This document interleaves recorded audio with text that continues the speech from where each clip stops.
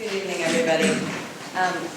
Members of the committee, my name is Tuzzolo. I'm a resident in Providence and also a volunteer with several different community organizations. Just really quickly, a lot of really great points have been made to the point of the ambulances. I do believe in the protest, and someone else who's here could probably speak to this better than I can, but I believe that there was a lane left open specifically for ambulances, and I think that's a really important point just to keep in mind about this particular protest. But I'm certainly not the expert on that. So I just want to say I really appreciate a lot of the comments that have been made, especially those about the human toll, particularly on communities of color of a bill like this.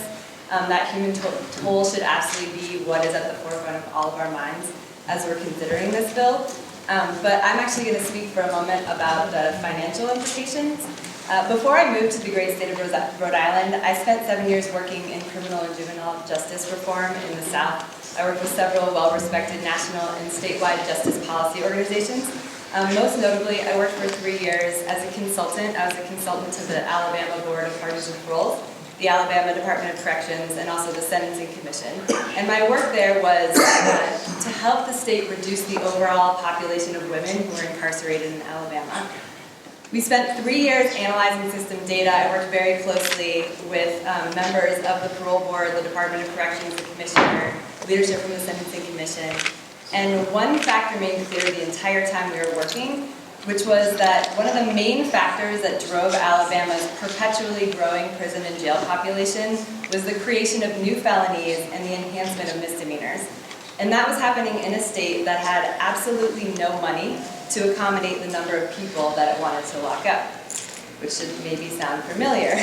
Last week, legislators in Rhode Island heard from the fiscal advisor to the House, Sharon Reynolds Ferland, who warned lawmakers about the current year picture. She described a more challenging than recent years, this year specifically, with close to a $30 million shortfall. None of us in this room or in this state or in the nation, I believe, it's no secret, the problems, the financial problems that we're having here in Rhode Island, especially to the taxpayers. It costs approximately $50,000 per year to incarcerate one person in the state of Rhode Island.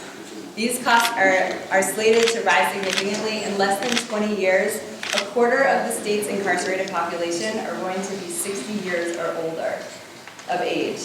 These inmates, as you can probably imagine, they will require advanced medical care, further driving up the cost of incarceration. If you want to hear about what that's like, I can point you to the former commissioner in the Department of Corrections in Alabama. They are suffering under the costs of dealing with inmates who are aging. So my question to this committee is very simple. In an era where the predominant national trend is decriminalization of nonviolent offenses, and the reduction of the number of people incarcerated for nonviolent crimes, why is Rhode Island looking to create more felonies or longer misdemeanor sentences for nonviolent offenses, which is spending precious and scarce state resources and further burdening taxpayers? Our prison population under the current sentencing law is already projected to rise 4 percentage points in the next 3 years. So this bill, or any bill that increases penalties for blocking roadways, creates a dangerous and costly precedent, and quite frankly, we cannot afford it. Thank you very much. Thank you. Any questions?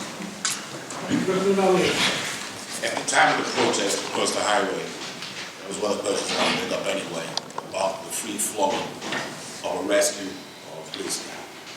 Did those protesters go all in a direct line and block all the lanes? Or did it just block the main center? I don't know. My understanding was that there was a lane left open for ambulances, but like I said, I'm sure there's other people in this room who could speak better to that point, but I appreciate the question.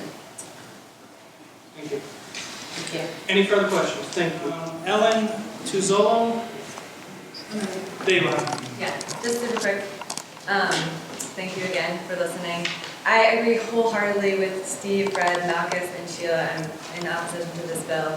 I just want to point out really quickly that we've spent an incredible amount of time talking about creating or amending policy based on one event. I think that's really important to remember. To that end, to me this bill seems, both bills, this bill also seemed reactionary, short-sighted, unnecessary, and costly. I think there are many examples in our history as a country of creating policy based on one event that we can all learn from. And in design, there's an essential concept, which is that you don't build the parking lot for Easter Sunday. So I urge you to consider that concept as you're thinking about this bill. There's absolutely no reason to change the perfectly adequate law that we already have. We could all save ourselves a whole bunch of time and get home to our families and some nice warm dinner. So thank you very much. Hope you all have a nice evening. Thank you for your testimony, Ellen. Any questions?